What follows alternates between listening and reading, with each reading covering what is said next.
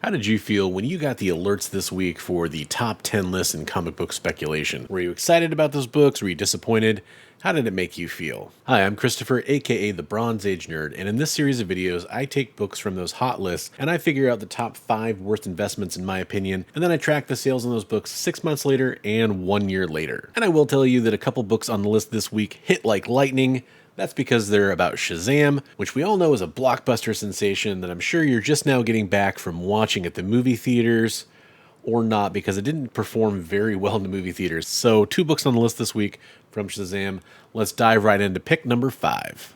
At pick number 5, we have Shazam, Fury of the Gods, number 1. This is a reprint of a 2018 comic, and it is a promotional giveaway. Key Collector loves putting those promotional giveaway theater comic books on the list for some reason. They never perform well, so that's very odd. Either it's a slow week, or my other guess is that they know that one of the only places they get those comic books besides the theaters that have them are on eBay, and they know that you'll go buy it on eBay if you want it, and they'll get the referral money that way.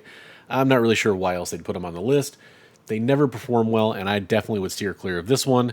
It should be fun tracking this a few months later when it's worth absolutely nothing. And at number 4, we have another Shazam book. This is Fury of the Gods, Shazam special? That is hard to say. Shazamly Matters, which is a pun on Family Matters, I guess. So, yeah. And this includes stories written by like Zachary Levi, for example. And it's an anthology book. It's a thick book too. And again, Shazam just not performing well at the box office. I think people are definitely going to be turned off by this.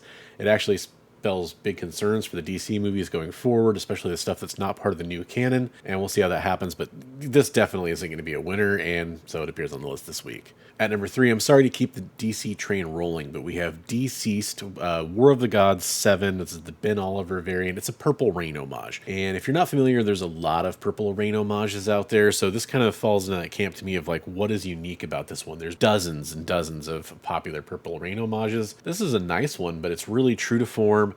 There's nothing super unique about it, and for me, that's what makes it a loser. I don't think there's anything key about this book, so it's tough for me to say that it's going to have any kind of long-term value, and that's why it appears on the list this week. At number 2 is Silver Surfer 1. At first, when I saw Silver Surfer 1, I was like, oh, awesome. That's cool, Silver Surfer 1. And then I realized it was Volume 3 of Silver Surfer. And that's a very tough one for me to say is going to be a huge investment or big key going forward. This one was on the list, according to Key Collector, for about 143% increase in sales, which doesn't seem that impressive to me. And I don't know. Definitely go after the other Silver Surfer ones. There's nothing wrong with this Silver Surfer number 1. It's just, I don't get it. Why? There's no logic to it, and that's why it appears on my list. Last but not least, Morph. R.I.P. X-Men Adventures number 1.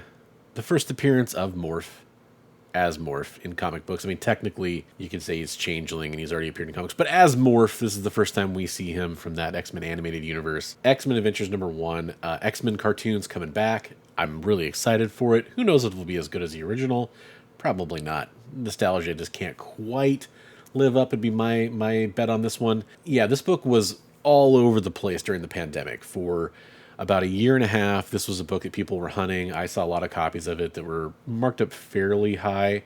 I have a bunch of copies of it. I was trying to get a nice one, like trying to get like a really good newsstand, for example. If you find this at a good price, great. But I just don't see how this book is ever going to be something that's going to, maybe it'll push into the $20, $25 range at the high end mark there. But then I have a feeling it's going to come back to 10 or 15 bucks like it's been for years now, outside of the spikes. I don't know. You might get lucky if you can buy low, sell high. Hey, there you go. So pour a cold one out for Morph. He'll always be in our hearts. I do have a couple disclaimers that people kind of forget from time to time, or this is the first time I've checked out the video. I am only talking about buying these books at current FMV this week. So, for example, if a book spikes and it's selling for $15 and it was a cover price book a week or two ago, I'm saying don't buy it at $15. If you find it for cover price, hey, make your decision for yourself if you want to buy that book or not. That doesn't really apply to what I'm talking about. So the overall point of this video series is to kind of point out that it's a bad idea to pick out books on the Key Collector list or the CBSI Hot 10 or whatever and buy them at full price this week when most of the time they'll dip back down. Now, however, is a great time to sell them if you're looking to maximize on your potential return of investment if you are speculating on those books and looking to sell them. I also want to point out that this video series points as a reminder to people that are looking for these books for their personal collection that maybe hold off on buying them if you want the best possible value for your books. That your FOMO and being like, man, I really wanted that book and now it's starting to get expensive. Most of these books are not hard to find. They're not actually rare.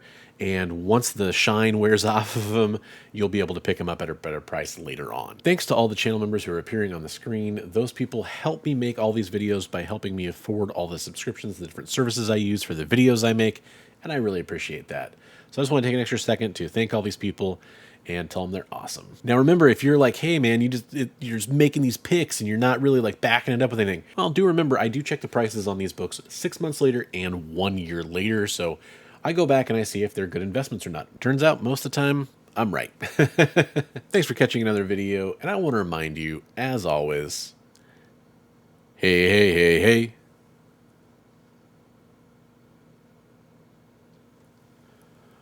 Read comics every day.